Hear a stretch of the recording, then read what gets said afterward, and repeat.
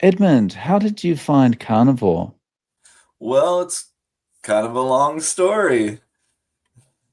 Um, my cousin was diagnosed with esophageal cancer, and I was really looking to find a diet for a cancer diagnosis because I know how hard cancer is on the body, and I think trying to maximize your nutrition and your efforts in that way could really help you thrive. Unfortunately for him, when I found out about him, it was way too late for me to help him implement this type of lifestyle. Um, but I was online looking at many different diets and many different ideas. Came across a lot of things about eating meat, and yeah, I was very surprised about how everything was recommending, meat. So I thought, wow, that's something that I could really do. Maybe if I try this, um, I could, see if it works, and then I could tell my cousin about it. What I didn't know about him was that when I found out about it, he was already kind of in ICU, but he was not letting people know.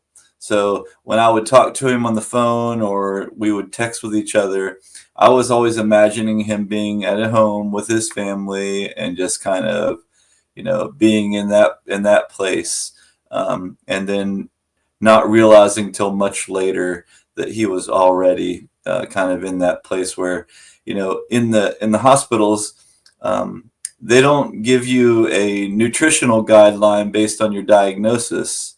They just kind of give you things to make you feel happy at the moment, or just give you the standard diet that they're giving your neighbor. So it's not really based on any type of healing attributes. But I feel like once I started implementing a change, which, by the way, it was the first time I had ever done anything like this as far as thinking about nutrition for myself.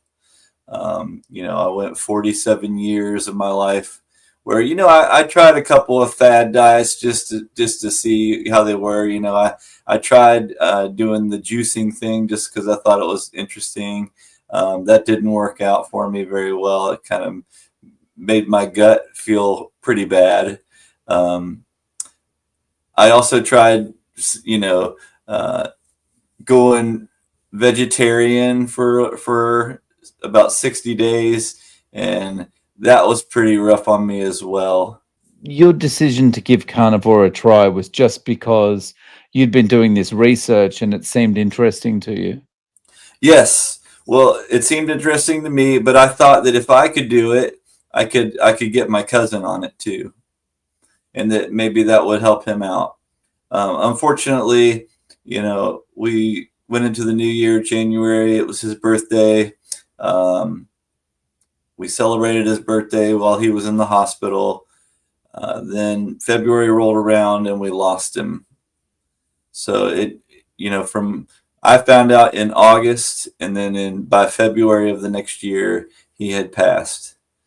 And so he and I were 2 weeks apart in age, and so as kids, we were always hanging out with each other at my nana's house and during family holidays. But as adults, as you get into college and you get into your regular work routine and building your family and things of that nature, we didn't get to spend much time with each other.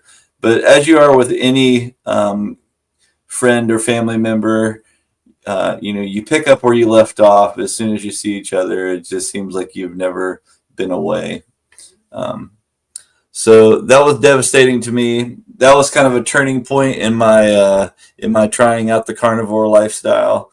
I had done it pretty religiously from October until February, but then once his wake came, I went to the wake, and I decided, so I'm just going to eat whatever is here, and you know I'm not going to worry about it for about Right. for about 4 months going on after that, I literally I was off of the carnivore lifestyle, off the carnivore diet, and I was just eating all the things that I was doing before and just continuing my old lifestyle.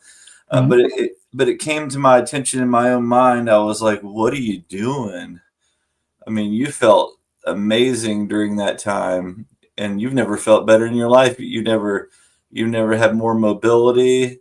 There was things that happened um, that I didn't realize were going on in my life. For instance, um, I had some neuropathy in my hands and feet that I thought was from just working really hard and just having to do 12-hour days at work. I had some stiffness in my joints and things of that nature. I just always chalked it up as things that were part of life. And when those things went away, it was like this mind blowing thing. Like, holy smokes! It is the food that I'm eating. It is the lifestyle that I'm living that's keeping me feeling sick and tired and immobile and all those things. So, um, like I said, 3 or 4 months of craziness and then back onto it hardcore. Now, um, one of the other things that I kind of never got rid of for the first couple years was drinking. Um, I found ways to do drinking in a low carb type of way. So, I would have vodka and soda water, and I was always inspired by, how you would say that, that was one of the things that you got rid of. Um, and I realized, over time that as I would keep going and going, that I would start feeling better and better. And then as I would feel better and better, I would say, well, what would happen if I would stop drinking? Or, what would that make a big difference? And so I finally did stop drinking completely. I had taken breaks periodically, a couple months here, a couple months there, and I would feel the difference. But I would still be like, well, I deserve this treat, and this, that, and the other, and I would get right back on the horse here and there, So it would start with one or two drinks here, and then I would feel good the next day and it wouldn't bother me. So I'd be like, oh, well, I had a couple yesterday. And so maybe I can have a couple today. And then that would just kind of just lead into, several days in a row. And then finally it would catch up and be like, okay, I don't feel that great this morning. Um, but in probably November of this past year, I decided that I was just going to let it go. And I just said, cold turkey, no more, let's go. And you won't believe the differences that it has made in my life. I mean, my work production has gone up like 10,000%. I was going to say 10%, 10 times, but it's really 10,000 times better. Um, I've, you know, I've been, I've just been so much more productive in my life overall. My wife can see a huge difference. I can see a huge difference. I mean, I pop out of bed at 4:30, 5 o'clock in the morning, and I'm not even tired until 10 or 11 o'clock at night. And even then, I could probably stay up longer. But I just I don't need that much sleep, and I have tons of energy, and I love it. It's just amazing. Right. So, and when you started, that was the October of what year? Let's see. It was actually August of it was 3 years. It'll be 3 years ago in August. Okay. So that'd be 22. Yes. Oh, wow. Um, and so in that time you had the 4-month break, but it's it's something you went back to because you feel so good, because it makes you more productive, because you don't have that joint pain, and you've got more energy. I guess you lost a bit of weight as well. Yeah. I mean, at my highest weight, I was somewhere around 230. Um, maybe a little bit over. But I got down in my first round. I got all the way down to 157 pounds, which was a little bit, a little bit too much, if you ask me. Um, but at the same time, like I wasn't doing any kind of working out or weight training or anything like that. I never really felt the need or the desire to do that. But after I got back on and started doing it again, um, I felt like, well, I feel so good. Maybe I should start doing things like walking, or push-ups or sit-ups or body weight workouts. And so I started doing these little challenges with myself. And so I would, I started with a sunrise challenge, where I would get up and I would go out and I would walk my dogs, at sunrise, and I would do that every single day. I started it for like a month, but I ended up doing it for like 4 months. And then, well, of course, it got cold here in Columbus, Ohio, and so it gets cold and you kind of fall off the wagon on that one.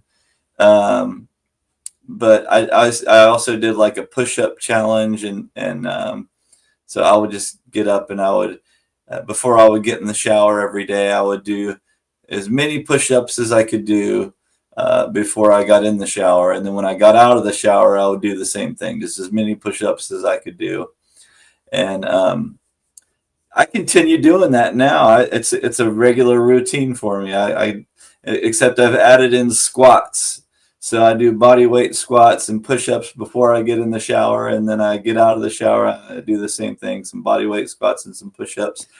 Um, I can really tell a huge difference in the way my body looks compared to a few years ago.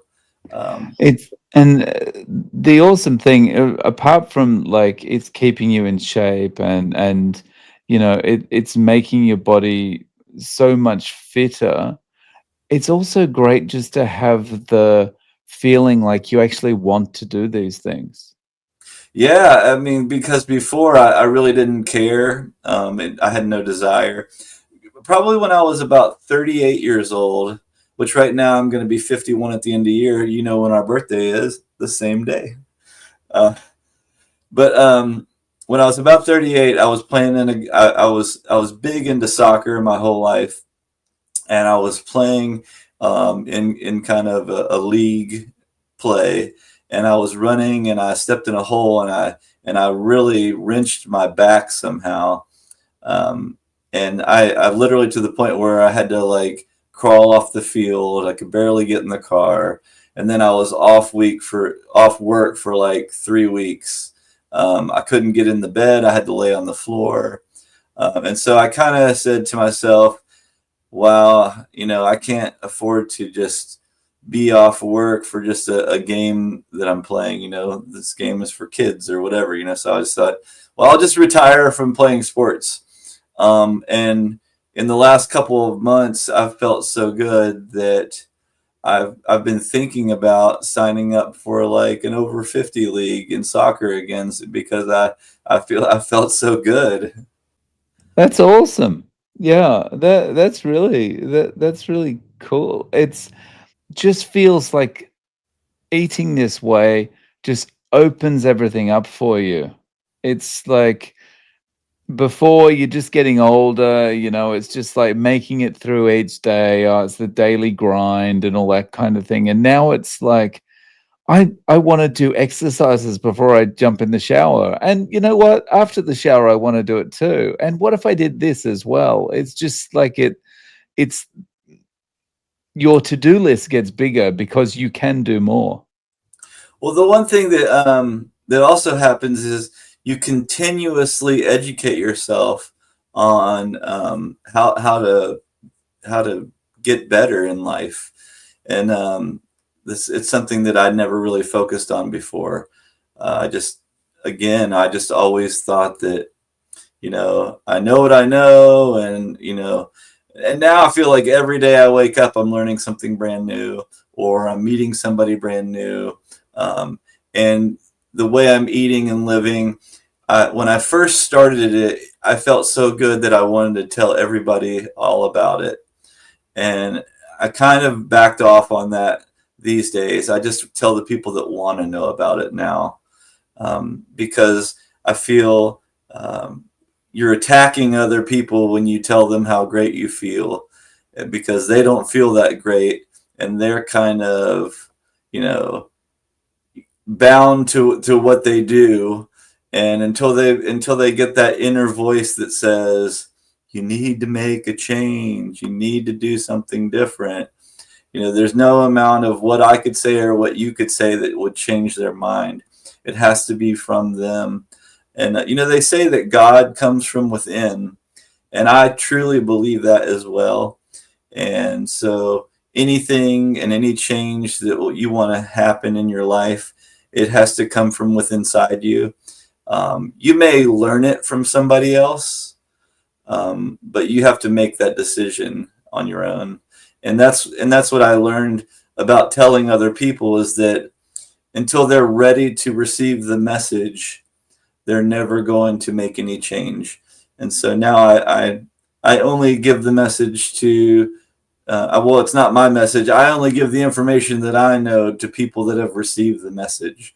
And so one of the things that has been instrumental in my thinking and my living is I've been going to these carnivore meetups for the last couple of years. I started off with one in Chicago, Illinois, with Carrie Mann. It was Carrie Mann's very first meetup, and it was with Dr. Tony Hampton.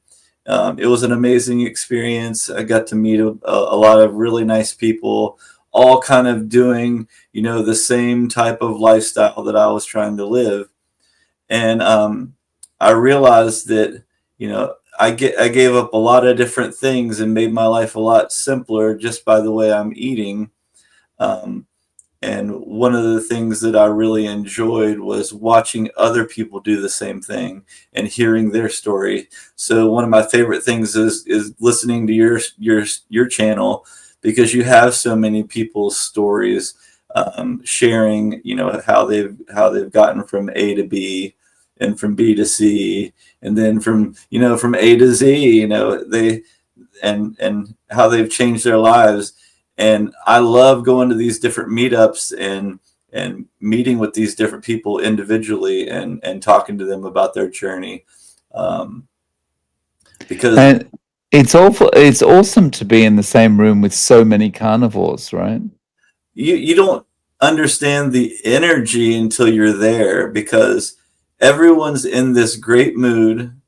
Nobody's upset. Everybody is happy to hear how you're healing and how you're doing. They want to hear your story. They want to know what you're doing. If you try to have some of the conversations we have at these carnivore meetups in a regular setting, people shut down. They close their ears. They yell at you. They say, "What about your cholesterol?" Or you're going to die, and all these other things.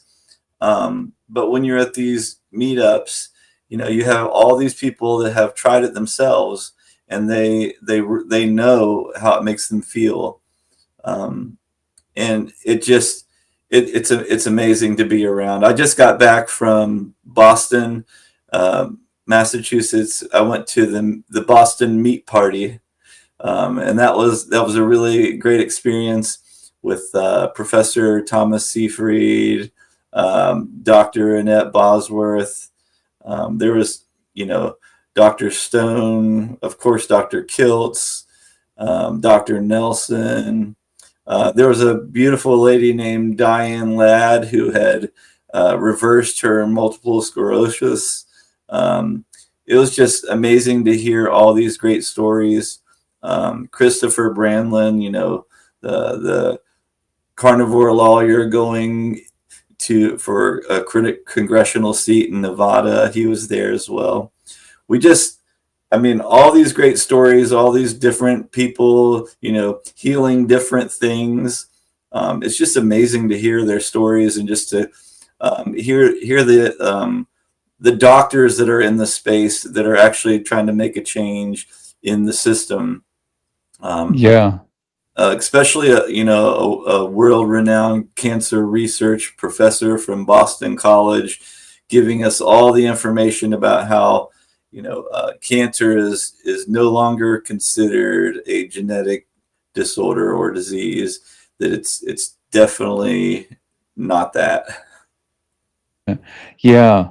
Um, and it's such a nice feeling, not only to the energy in the room and this kind of thing, it's just amazing to be part of this because it feels like this movement's really getting momentum. Definitely. Some of the things that I think about all the time are, you know, uh, the lunches in schools and in hospitals and in like for service members, and if we could get that change to start happening, that could really make this whole movement grow exponentially, because we would now have kids, growing up not having all these major problems with being able to focus, and all this ADD and ADHD, and taking all these crazy medications at such a young age. Yeah, it's quite scary when you see how much kids are reliant on drugs these days compared to when we were kids, right? Right. Well, I mean, I work in a restaurant. I've been at the same place for, it'll be 24 years in September. And so I see lots of families come in, and I see lots of kids and what they're eating. And it's just crazy, when the parents just allow their kid to eat a pizza. Let's have a cheese pizza, a side of mac and cheese, and a side of French fries, and that's their food. I mean, yeah, we sell it, and yeah, it tastes good, but I consider going out to dinner more of an entertainment thing these days. It's not necessarily for your nutrition. So maybe that is the only time they get to have the pizza, the fries, and the mac and cheese, and that would be hopeful for me. But I probably believe that when they leave there, they're going to go home. They're going to get the Hostess. They're going to get the gummy bears. They're going to eat the cereal. They're going to have the oats. They're going to have all these things that aren't good for them. And that's going to be their whole nutritional outlook. And and they don't know the difference, but the parents should. And so if we could educate more parents on a proper diet for a child, maybe we could change a lot of things that are going on in our society. Definitely. So, just back on the events, you're running one of these meetups yourself in the not too distant future, right? Yeah, absolutely. We're going to have an amazing carnivore meetup here in Columbus, Ohio. It's going to be at the Funny Bone Comedy Club at Easton Towncenter. It's about 10 minutes from the airport, about 12 minutes from downtown Columbus. So it's very accessible to anybody. There's free parking available. We're going to have many different speakers, some of which we haven't listed yet, but it's going to be hosted by the Healing Humanity team. So I got my Healing Humanity shirt on, the power of the proper human diet. It's a great group of people. Carrie Mann and Adam Lacey kind of lead that charge. They're doing the documentary for Healinghumanity.movie, which, by the way, you can get tickets to this event. It's August 23rd again. It's going to be from 11 a.m. to 4 p.m. There will be a luncheon involved, so there's gonna be like a hamburger buffet. So there'll be lots of things on there, but there's going to be several speakers. Um, there's going to be VIP tickets for $200 and regular tickets for $50. And then there's going to be a VIP dinner following the event at the Texas de Brazil, because that's the place for meat for sure. It's one of those You Brazilian steakhouses. you're making me hungry. Like, there's nothing like that in Japan. There's kind of an Outback Steakhouse, which is, pretty average.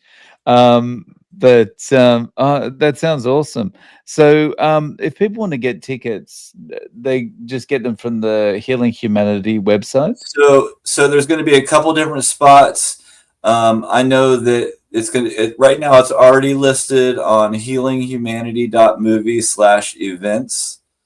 And you can just scroll down to the event and click on it, and you can choose the option to get a $50 ticket or a $200 ticket.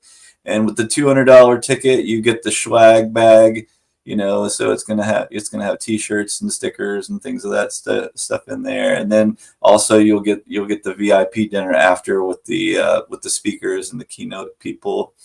Um, yeah, so it's on there right now, and then it should be on uh, kiltsmeetup.com in the near future, if it's not already on there right away. So Kilts Health is also involved in the meetup, and you'll see Dr. Nelson Vasquez there at the meetup as well. Great carnivore doctor who has healed himself from diabetes and some other pretty good things. That sounds good. So, I'll link to the event pages in the show notes. But also, Edmund, if people want to reach out directly with you, or they want to see any of your social media, do you have anything they can go to? Well, since I've been very busy just being productive in my life, I have taken a break a little bit from my YouTube, but I plan on going back in there and getting some more stuff going. It is at Carnivorous Dude on YouTube. And then I also have my Instagram, which, I just, on my Instagram, I like to repost a lot of people's information about health and wellness. So it's at Carnivorous Dude on Instagram. You can always find me on Facebook, Edmund Coleman on Facebook. And then if you ever wanted to just reach out and just, have a conversation, you can email me anytime. It's carnivorousdude@gmail.com. So, Edmund, thank you so much for coming on. I'll share all those links in the show notes. I really appreciate you doing this and giving us an update on how things are going. Thank you very much. Well, I appreciate you having me on, Dave. I think you do a wonderful job on here. If we're able to just reach out and help just one person out of all the things that we do, then we've done our job. I think that we're going to help a whole lot more than one. But this isn't about money. This is about people healing, and the more we're all collective. No matter what people think, we're all connected. So if we can't help each other, then what are we doing?